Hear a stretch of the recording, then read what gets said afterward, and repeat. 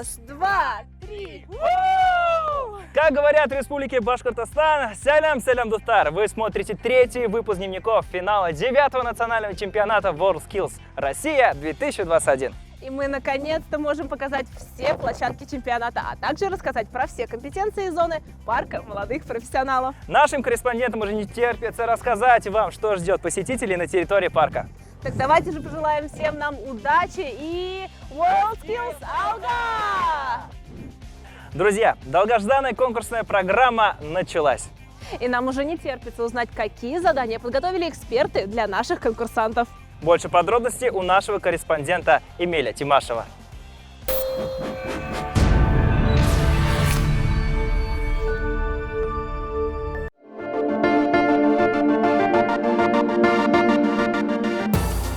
Вы знаете, атмосфера такая, как если бы на заводе решили провести единый государственный экзамен. Правила очень строгие. Вот, например, лента, за которую заступать категорически нельзя. За этим бдит волонтер.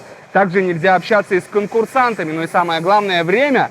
Здесь оно установлено на огромном табло и регламентировано. На первый взгляд все очень просто. Главная задача конкурсантов — успеть выполнить задание. Но это не диктант и не контрольная работа. Тут не спишешь. Здесь нужно максимально быстро и качественно применить на практике все свои навыки. А вот эта часть павильона как настоящий завод, который поделен на две части. Вон, видите, лента посередине. С этой стороны обрабатывают листовой металл, а там дальше занимаются производством металлоконструкций. Площадь действительно впечатляет, но чтобы болеть за своего конкурсанта, не обязательно пытаться туда прорваться. Есть вот такой монитор, где в каждой кабинке есть свой конкурсант. Такое впечатление, что в Уфе в короткие сроки запустили целый ряд предприятий, причем практически в каждой из существующих отраслей. И вот здесь, по соседству с этим огромным павильоном, особнячком работают еще 3 компетенции. Вот они: обслуживание тяжелой техники, цифровое земледелие и электрослесарь подземный. Как правило, по легенде, конкурсантам нужно найти поломку в технике или оборудовании. Здесь большое внимание уделяют охране труда. При выполнении заданий все участники проинструктированы правилам безопасности, техники безопасности и охраны труда, за нарушение которых присуждаются штрафные баллы. Кстати, обратите внимание, как одеты конкурсанты. Каска, самоспасатели, даже резиновые сапоги. Словом, условия приближены к реальным, как если они работали бы под землей. Кстати, впервые в истории чемпионата отечественный бульдозер вытеснил зарубежный. Теперь конкурсанты в рамках задания будут искать поломку в нашей машине, которая по своим характеристикам практически не уступает западным аналогам. Машина, которая соответствует всем мировым требованиям. Здесь электромеханическая трансмиссия. Это полностью электронная машина без каких-то рычагов на управление джойстиками и кнопками. Впрочем, бульдозер не единственная отечественная техника в павильоне. Знаменитому трактору «Кировец» тоже нашли применение. Печатать или не печатать? Вот в чем вопрос. Хотя, конечно, бедный Йорик был очень далек от 3D-принтера, а конкурсанты по компетенции аддитивного производства могут напечатать на нем практически все, что угодно. И, кстати, часть их задания — устроить здесь, в павильоне, небольшое шоу.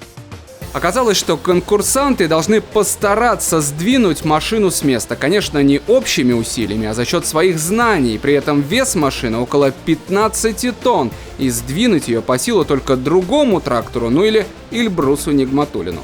Необходимо сдвинуть Кировец, но не при помощи стандартных каких-то механизмов, а при помощи простого элемента, простого изделия, которое мы распечатали из пластика, создали при помощи пластмассовой нити. И этот механизм должен при помощи исходного источника движения шуруповерта сдвинуть вот эту огромную машину. Другими словами, конкурсанты должны создать такую деталь, которая сможет выдержать нагрузку и не сломаться. А эту компетенцию было легко узнать по аромату. Все-таки это хлебопечение. Чудесный запах, который разносится по всему павильону. Ну как можно работать в таких условиях, когда рядом столько всего вкусного? Но ребята, похоже, справляются. Кстати, экспертам, которые будут проверять их работу, явно придется пропустить обед. Они, конечно, готовят достаточно много изделий. Потому что по компетенции хлебопечения оценивается не одно изделие, а именно партия. Смогут эксперты столько съесть? Будут стараться. Чего здесь только нет. Компетенции на каждом шагу. Вот, например, финансы. За моей спиной туристическая деятельность. Прямо перед нами администрирование отеля. А между ними телестудия, кстати, которую тоже можно спутать с выступлением конкурсантов. Мы тоже будем держать вас в курсе и каждый день рассказывать о всех самых интересных событиях на финале чемпионата молодых профессионалов WorldSkills Россия.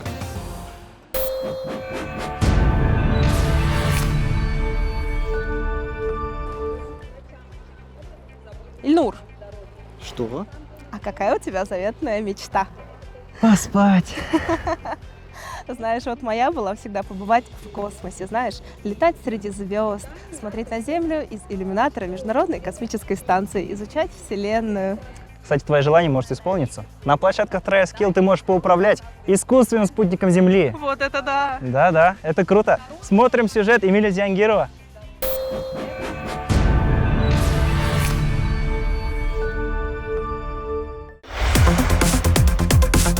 Запуск космических спутников прямо в павильоне произойдет в ходе финала 9-го национального чемпионата «Молодые профессионалы WorldSkills Russia 2021. Задача эта совсем непростая, но конкурсанты в одной из сложнейших компетенций — инженерии космических систем — должны быть готовы ко всему. А пока не менее сложные задачи решают эксперты и волонтеры. Оснащение очень тоже такое специфическое, не просто монтажные столы, не просто паяльники, имеются в наличии в том числе фрезерный, лазерный станок по выточке макетов спутников, причем спутники работающие, с операционной системой, с начинкой, с полностью с наведением. Совсем скоро на площадке все будет готово. От работы технического эксперта Руслана Баймурзина зависит немало. Готовность оборудования, инструментов, коммуникаций. Здесь располагаются детали, уже как бы черновой вариант, из чего им необходимо будет конструировать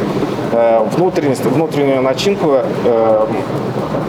образцов спутников. Чемпионат в компетенции инженерии космических систем пройдет в 3 этапа. Сначала конкурсанты должны будут разработать модели своих спутников. Далее нужно будет самостоятельно их собрать, но кульминацией станет запуск спутников на специальной модели земного шара. И потом он должен навестись на Землю с помощью либо магнитометра, либо датчика Солнца. Но это у нас. Также есть и другие системные. Константин Александров становился победителем WorldSkills в 2019 году в компетенции программирования.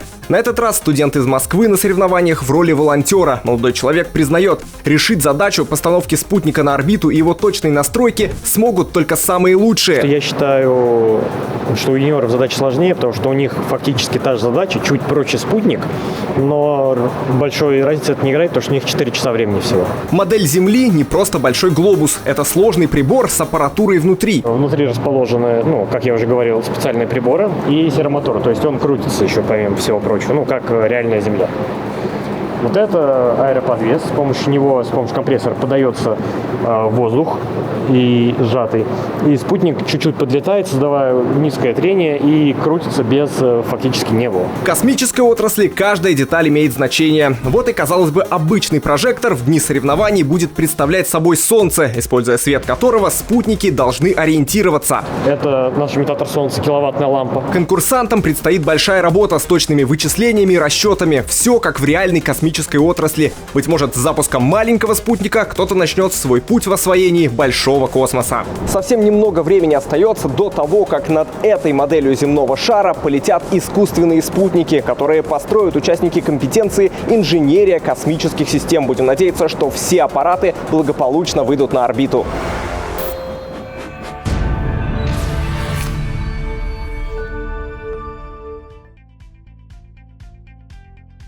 В Конгресс-холле Таратау продолжается деловая часть программы чемпионата. За всем этим можно наблюдать в прямом эфире на сайте WorldSkills Россия, а также YouTube-канале. А среди оффлайн зрителей была Алия Тагирова, которая прямо сейчас расскажет о мероприятиях прошедшего дня.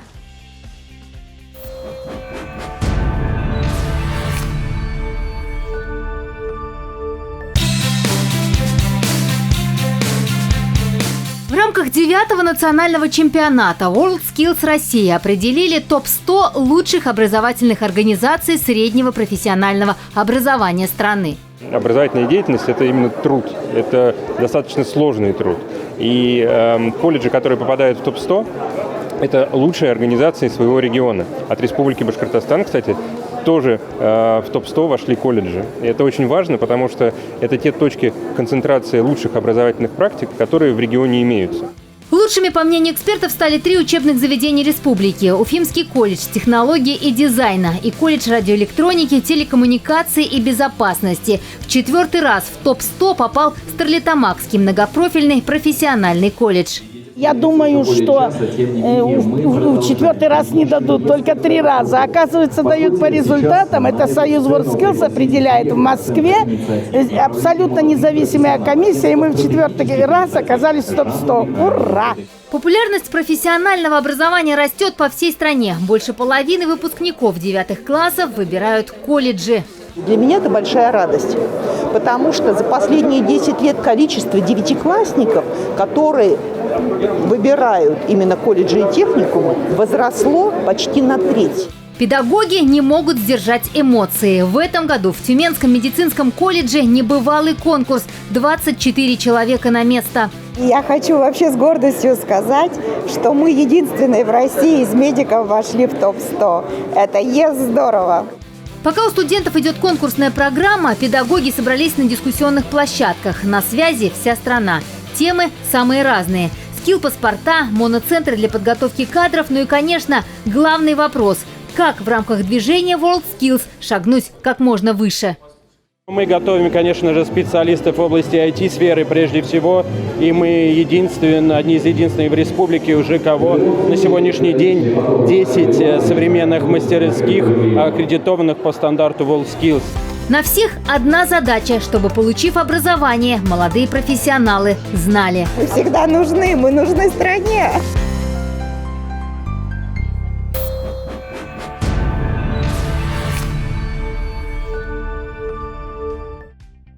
Если вы учитесь в школе и еще не решили, какую профессию выбрать, Или же хотите попробовать себя в новой профессии? наши корреспонденты подробно расскажут про площадки TrySkill и комплексную площадку профориентации.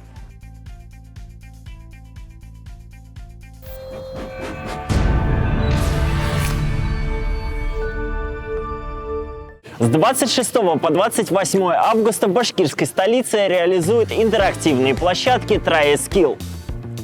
Оказание первой медицинской помощи – это один из главных скиллов для каждого человека. Поэтому мы начали свое путешествие с площадки лечебной деятельности. В нашу программу входило пеленание младенца,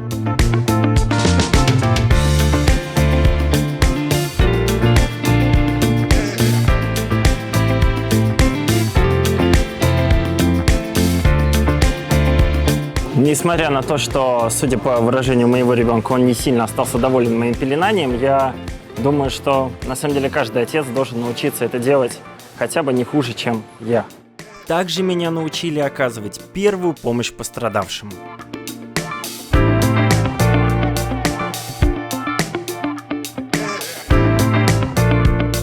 Несмотря на то, что вам, возможно, может показаться, что не все с ним в порядке, но я думаю, что после моей помощи моему другу гораздо лучше.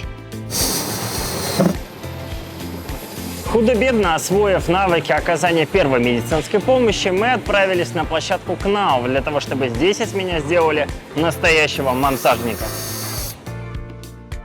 Обучение проходило в VR-очках. Стояла задача познакомиться с технологией каркасного монтажа. Без проблем и здесь не обошлось. Каждая из площадок отвечает за определенное ремесло, то есть можно научиться выполнять первую медицинскую помощь, управлять роботом, собрать электросхему и многое-многое другое. Последним этапом стало изучение робототехники различного вида и метода применения. Ученикам 5-11 классов доступно уже более 40 таких площадок. В формате игры, лекций и теста они помогут ребятам выбрать свою будущую профессию и поглубже погрузиться в нее.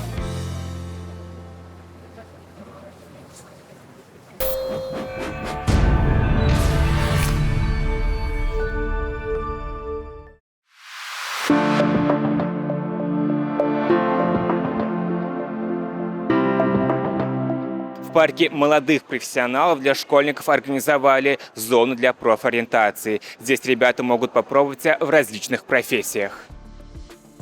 За 2 месяца до финала 9-го национального чемпионата WorldSkills Россия школьники прошли тестирование. Когда стали известны результаты, ребята распределили по группам. Были учтены их интересы, склонности и способности. Это максимальный комплекс для того, чтобы человека заинтересовать, и чтобы впоследствии та образовательная программа, на которую он пойдет, стала делом его будущего. Либо он имел навык осознанного принятия решения относительно профессии и был готов к тому, что он выбирает профессию, допустим, на какой-то период 2-3 года, а через 4-5 лет он может ее поменять. Пользуясь возможностью, мы решили спросить самих ребят, трудно ли определиться с выбором профессии. В наше время очень много профессий востребованных и очень большой выбор. Есть очень много сфер, и как бы ты не знаешь, какой именно тебе идти, в чем ты будешь полезен и к чему у тебя талант. Много вариантов, позволит ли образование. В мире очень много профессий, и очень сложно выбрать свой путь, потому что некоторые родители, они заставляют идти по пути, по которому сами хотели идти. В мире очень много всякой интересной работы, и они просто не могут определиться, с чем хотят работать всю жизнь. Поговорить на тему выбора профессии мы решили с наставниками. Мы выезжаем в школы, проводим, не такие, конечно, мастер-классы, но WorldSkills нужен. И вот именно вот такая ежегодная профориентация нужна. Опять же, выезд нужен для всех, чтобы все школьники собирались и смотрели, изучали, пальчиками трогали и видели все это непосредственно своими глазами. Когда встает проблема выбора профессии, аж голова идет кругом. Несколько сотен тысяч специальностей. У каждой есть своя специфика, свои особенности. И чтобы не ошибиться в выборе профессии, для этого и была придумана профориентация. Ведь самое главное, что дает финал 9-го национального чемпионата молодые профессионалы WorldSkills Россия, это понять, какое дело действительно тебе по душе.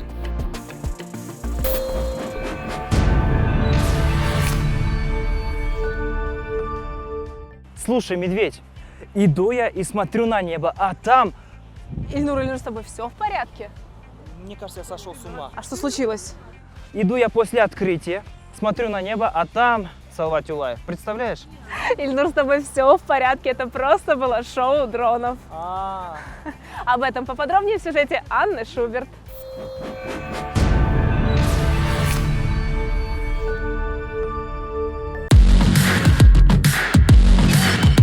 В день открытия финала чемпионата WorldSkills Россия наша съемочная группа узнала все подробности подготовки шоу-дронов у команды Геоскан. Группа специалистов из Санкт-Петербурга впервые работала на выезде. На их счету более 50 запусков беспилотников. За несколько дней до шоу они провели тестовый взлет. Это обязательное условие успешного представления.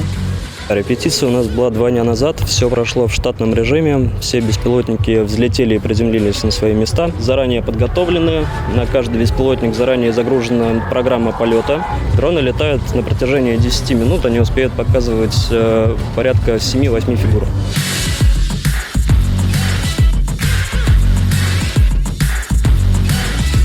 Человеческий фактор, он, как правило, иногда дает сбои. Среди тысячи затерять один разряженный аккумулятор достаточно легко.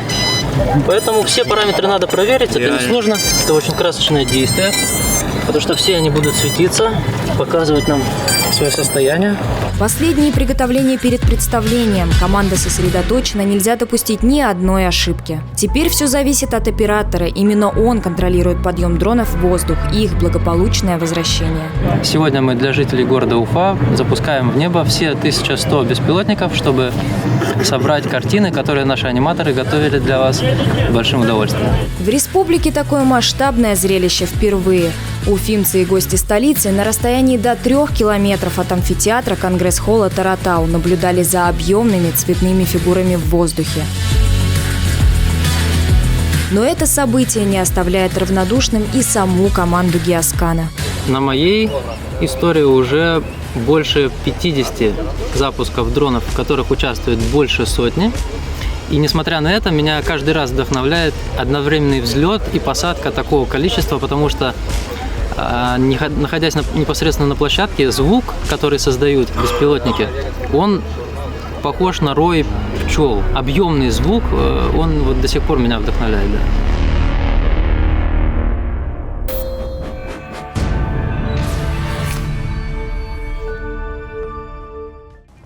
Ну вот и завершился очередной день финала 9-го национального чемпионата WorldSkills Россия 2021.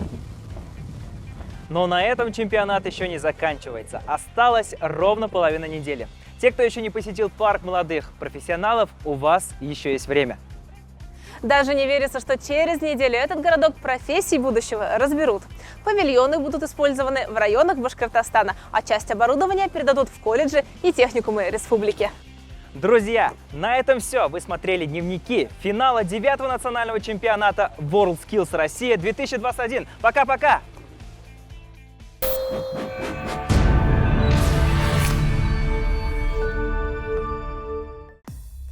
И напоследок давайте вспомним, чем запомнилась церемония открытия 9-го национального чемпионата WorldSkills Россия в Уфе.